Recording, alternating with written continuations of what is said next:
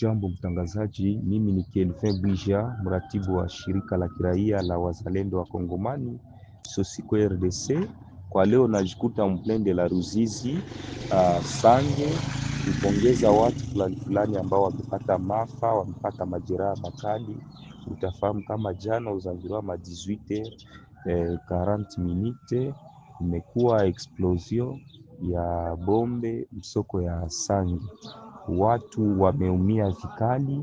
Kwa sasa tuna idadi ya watu wanne ambao wamefariki na watu 12 ambao wameumia vikali. Kwa sasa wanapatikana hospitali kwa sababu ya matibabu.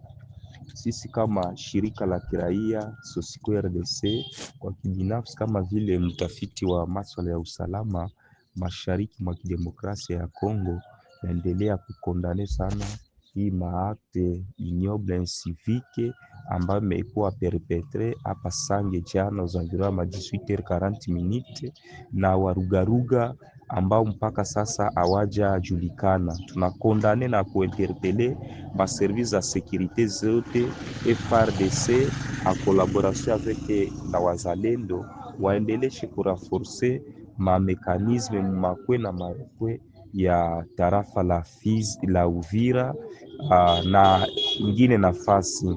Na nitaprofite tena kushukuru jeshi letu la FARDC na wazalendo, kwani depuis jana kijiji cha Kwezero kiko tayari mikono la jeshi la FARDC na wazalendo. Ile tuko tunaendelea kufelicite, ijapokuwa enemiko na mastrateji mingi za kudanganya watu marezo sosio, ila tunaendelea kushukuru jeshi letu la FARDC kwa kazi usiku na mchana, sektere operationnel 33e region militaire kwa kazi ambao wanaendelea kutumika usiku na mchana, wazalendo wote ambao wanaendelea kujitolea, wakina bagenero autoproclame Kashologosi, Masengo madoa madoa, Ngoma Nzito ya Kutumba, Landa Bango, Fieka Adui, Makanaki, Rene, Kamama na wengine ambao nimesahau kutaja, wote wanaendelea, wakina Kakovanya, wakina Medi, wakina Nyakiriba, wale wote ni wa generaux autoproclame ambao wanaendelea kutetea wananchi usiku na mchana, wakiendelea kumetre toujours article 63 en application ya defense ya nchi et son intégrité territoriale. Par rapport à la situation qui se passe à l'est du pays, c'est une situation qui dérange tout le monde parce que il n'y a que celui qui n'a pas de famille là-bas, qui n'est pas congolais, qui va ignorer ce qui se passe. Tous, nous cherchons la paix et que cette paix soit une paix durable. C'est ce que nous sommes en train de chercher. Et nous, CPD, derrière l'honorable Jean-Marc Abound, et de lui rassurer, de lui donner la force que le CPD est là pour vous accompagner par rapport à l'initiative que l'honorable Jean-Marc Abound a lancé d'organiser un dialogue afin de terminer ce problème. Quelques suggestions que je peux faire en tant qu'analyste politique, ce que nous avions remarqué depuis un certain temps, est que depuis l'occupation prolongée de Goma, traduit un échec stratégique de l'État, diplomatique sans résultat, contraignant, réponse militaire incohérente, abandon de la population, la dépendance aux médiations extérieures a remplacé une vision nationale claire. Alors, comme suggestion au gouvernement actuel, reprendre l'initiative sécuritaire, c'est-à-dire réformer crédible des FARDC et des protections effectives des civils. D'ici la diplomatie, exiger des engagements vérifiables et des sanctions en cas de violation. Comme nous avions vu le Rwanda violer à quelques jours de la signature, c'est ce que nous déplorons. Donc, il faut une diplomatie vérifiable, des engagements vérifiables.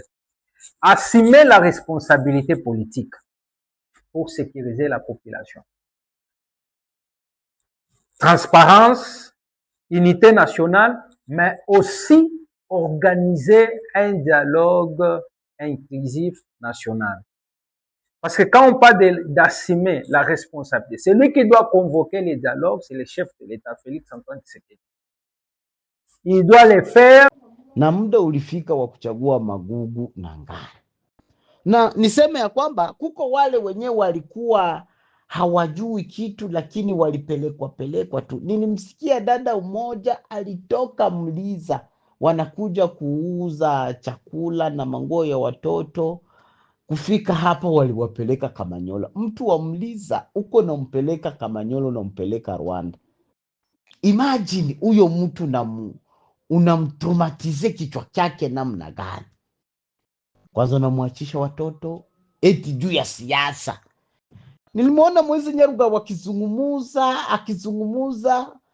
Moise Nyarugabo ameshakamata hii kabila lao akaigeuza kuwa ni instrument yake yenyewe, anakuwa na manipile anaigeuza mbo ni kama vile arme yake iko naenda nauzisha kwa wazungu, ni biashara. Na waza sasa hivi haviuziki. Sasa hivi viko vinahomba kabisa kwa sababu watu wameshajua ya kwamba ni oro yenye iko feki. Haiko tena ile dhahabu ya samani, hapana, ni dhahabu feki. Watu waishaijua. Lakini niwaambie ya kwamba yule ambaye amejisikia ya kwamba atabaki na wengine, alibaki na ataishi. Kwa sababu hawa wote wenye Watusi wenye wakina Moise Nyarugabo walipeleka Kamanyola na wapi walikuwa wanaishi hapa Uvira. Ile wakati ya vaga ya kwanza walibaki hapa Uvira, na hakuna mtu ambaye aliguswa na hakuna mtu mwenye alinyanyaswa. Lakini walikuja wakawaweka emo chachu, na labda walikuwa wanatumika nao, hatukuwa tunajua, maana si hatukuwa na jinterese na ile, kwa sababu tulikuwa tunajua tu ni raia kawaida. Walikuwa wanafanya kazi zao kama ilivyo, walikuwa wanapokea pesa za serikali kama ilivyo, walikuwa wanatumika. Kuna mwingine huyu kijana ambaye alikuwa anatumika ku DGM, alikuwa ni kijana wa Ndayoberwa wa kule Mikarati kule. Alikuwa anatumika ku DGM, tulikuwa tunamuona, tulikuwa tunasalimiana, tulikuwa tunajua tu ni raia kama mwingine raia, mfanyakazi wa serikali, anaheshimika, ni mfanyakazi wa serikali. Kumbe alikuwa ni elema ya M23. Hiyo ndio inatushangaza tu. Lakini tuambie ya kwamba atakachokipanda mtu ndicho atavuna. Na apandaye kwa machozi atavuna kwa furaha.